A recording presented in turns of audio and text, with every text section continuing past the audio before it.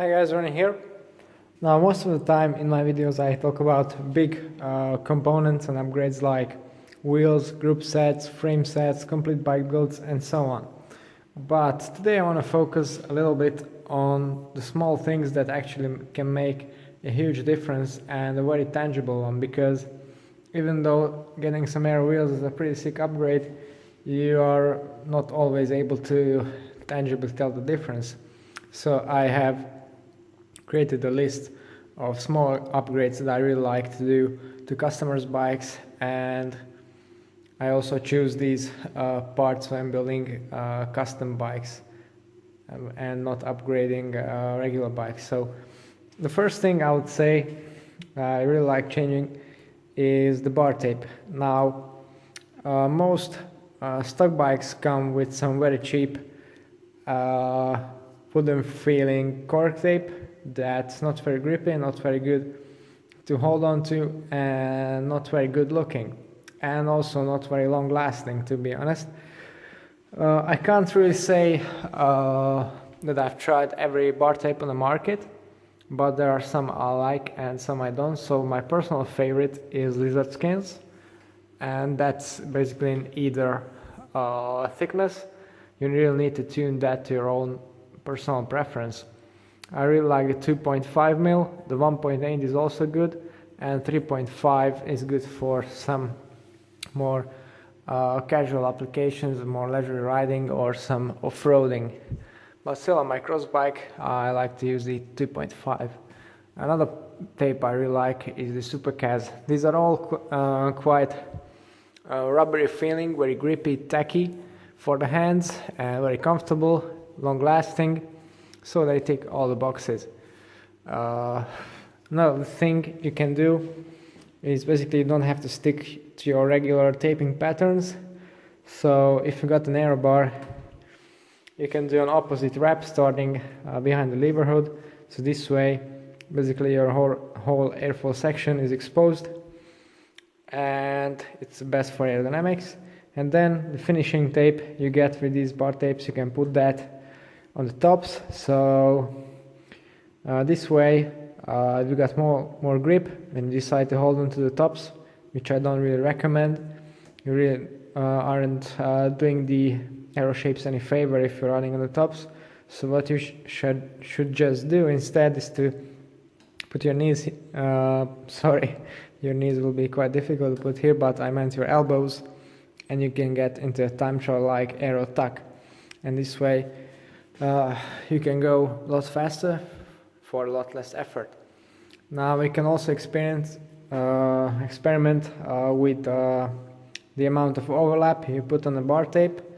On my road bike I really like to have my overlap only just, so I get a really thin bar. I have quite small hands, so that helps with control. On the other hand, when riding off-road you really want an extra bit of cushioning, so you can get more overlap that way. So that was the bar tape covered. The following thing I would say still very important for controls, and that's brake and gear cables. Now gear cables not in this case, but in this one, if you've got a mechanical shifting system, an awful lot is going to depend on the slickness of your cables, inners and outers. So what I like to use is these segmented aluminum Elite Link outer cables from Jaguar. They are lighter, more durable, and more importantly super slippery compared to standard housing. Also you can do much tighter bands, and overall just a very neat system. And for the inners, again Jaguar makes some really nice polished cables called the Elite system, and again these are cables that are bare steel, so no Teflon coating on there, so nothing can wear out, but they are polished, so they're really very slippery, and in my experience this is the best combination you can get. So I use this on my brakes and on shifting where applicable, of course. And the biggest difference is made when you pair this setup with an integrated bar like this one, because the bands here are much tighter, the cable routing is a bit more problematic, so the lower friction you have, the greater impact it's going to have on your braking and shifting. And usually on stock bikes, this is a place where manufacturers really try to skimp, because it's an item you can't really see, so that's nothing you can market, but it can negatively impact your performance. Going further down, this perhaps is quite an obvious one. So yeah, tires on the road bike speaking. So if you're not running a tubeless system, then one of my favorites is the Corsa, Vittoria Corsa G+. In my experience, it's a durable, grippy, not super fast tire, but fast enough, and it's my pick for road racing. If we're running tubeless wheels, then Schwalbe Pro 1s are the ones you have to look for, but there are other nice alternatives like the Michelin Power Competition or the new Pirellis. And yeah, most manufacturers skimp on the spec when it comes to tires, so that's not that surprising. But another neat thing you can do, and I really like to do this, is to replace my tubes with latex tubes, Vittoria in this case. So why is that good? Some people say they are only for race application, but actually I think the opposite is true. Yeah, of course you do get a lower weight and lower rolling resistance, which is nice, but they are also harder to puncture and are more comfortable, so that's a win-win situation in my book. And combined with a good pair of tires instead of some plasticky cheap ones that you get stuck on the bike, you can save 10 or even 15 watts for the pair, and that's basically what a set of aero wheels saves.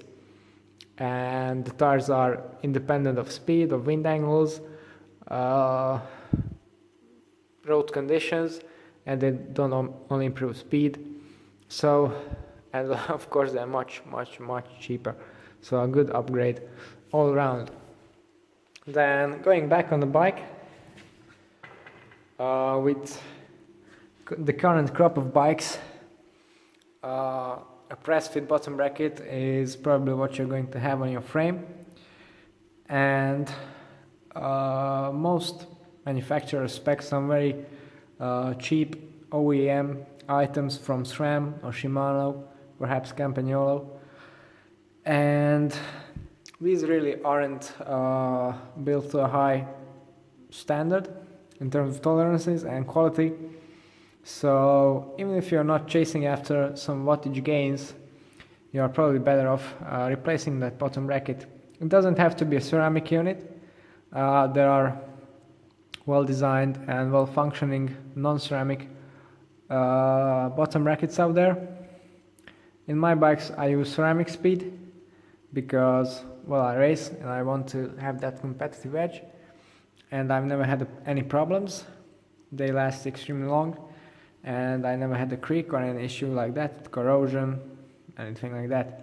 I also recommend Kogo bearings. They're much cheaper than ceramic speed, and I'm not sure about the bearings. I can't really judge that, but the spacers and the additional hardware you get with the bottom bracket is actually higher quality than ceramic speed, so that's definitely nice. So yeah, that does get rid of a lot of problems, and it saves you money in the long run. Then another option that manufacturers like to skimp on is a chain. Now, even if you don't have the top end group set, you can definitely benefit from putting the chain from your manufacturer's top end group set. So if you're on SRAM like me, then you should really put a red 22 chain on there. If you're on Shimano, put the Durace chain on there, and if you're on Campy, you should have a Super Record chain. Now, why is that important?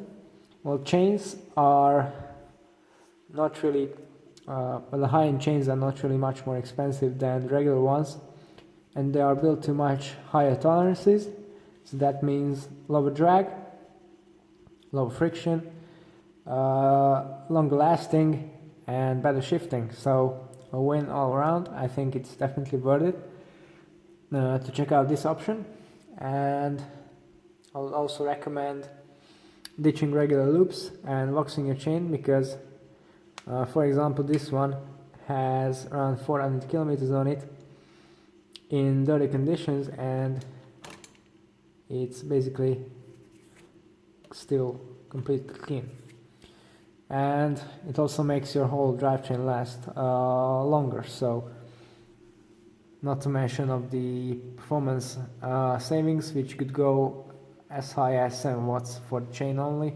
plus 1 or 2 watts for upgrading to a higher quality chain. So again, very cheap upgrade, and it improves a lot of areas over the standard ones. And one final pro tip, and a very nice item to have on your bike. If you're running a double chain set, then definitely a chain catcher is a good option. Even if you're not racing, I of course have it because I'm racing and I don't want to lose the race because of a chain derailment. But generally, if you're riding on rough roads, or well, basically anything can happen, and this little device keeps the chain from falling onto your frame, which can potentially damage not even the paint job but the carbon laminate itself, and that might lead to a costly repair or even to the necessity of changing the frame. So it's a worthwhile investment. It doesn't cost too much, and it does a good job of saving your day or your ride, race, whatever. Okay, so these are my tips for small items that could really improve the ride of your bike. So you can upgrade these when you buy an off-the-shelf bike, or you can set out to go for these in your custom bike build. Now, if you'd like to know more about my custom bike builds, in terms of my road bike, cyclocross bike, and time trial bike, then don't forget to tune into my channel and subscribe. It's all for today. Thanks for watching, and see you next time.